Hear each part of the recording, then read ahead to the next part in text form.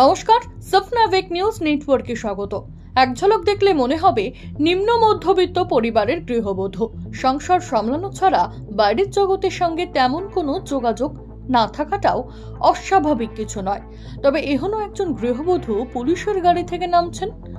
মহিলাকে দেখে যখন ব্যারাকপুর আদালত চত্বরে কানাঘুষো এই প্রশ্ন উঠতে শুরু করেছে, গৃহবধূর নাম জানতেই চোখ কপালে উঠল সাংবাদিকদের।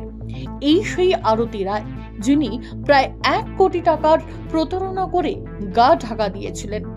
উল্লেখ্য, গৃহবধূদের টাকা দ্বিগুণ করে দেওয়ার প্রলোভন দেখিয়ে মাসের পর মাস ধরে বিপুল অঙ্কের টাকা জমানোর নামে তা আত্মসাৎ করার অভিযোগ উঠছে ঘোলা তালবান্দা কামালকাতি এলাকার বাসিন্দা আরতি রায়ের বিরুদ্ধে। শত কষ্টের মাঝেও সংসার থেকে টাকা সরিয়ে প্রতারক মহিলার কাছে টাকা জমাতেন প্রায় দিন আনা দিন খাওয়া বাসিন্দারা। বৃহস্পতিবার রাতে স্থানীয়দের নজরে আসে আরতি রায় বাড়িতে নেই।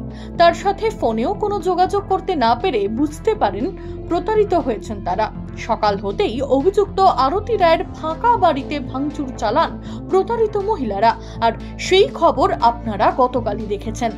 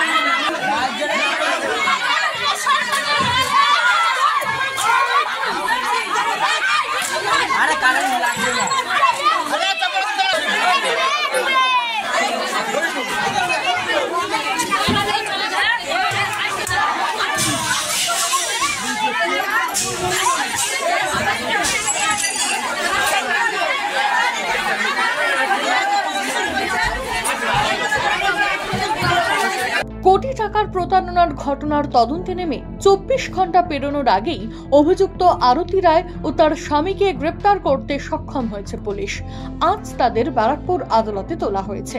সোদপুরের মতন অত্যন্ত জনবহুল এলাকায় বাড়িতে থেকে কিভাবে এখনো প্রতারণার ফাঁদ পাতার সাহস পেলেন ওই মহিলা, তা ভাবাচ্ছে পুলিশকে। আরতি রায় কোনো চক্রের সঙ্গে যুক্ত রয়েছে কিনা তাও খতিয়ে দেখছে পুলিশ। সুফল মজুমদার, সফনাভিক নিউজ, ব্যারাকপুর। সমস্ত খবরের আপডেট পেতে লাইক করে সাবস্ক্রাইব করুন সফনাভিক নিউজ। সেই সঙ্গে বেল বাটন প্রেস করতে ভুলবেন না। আপনাদের একটা সাবস্ক্রিপশন আমাদের জন্য অত্যন্ত মূল্যবান। জয় হিন্দ।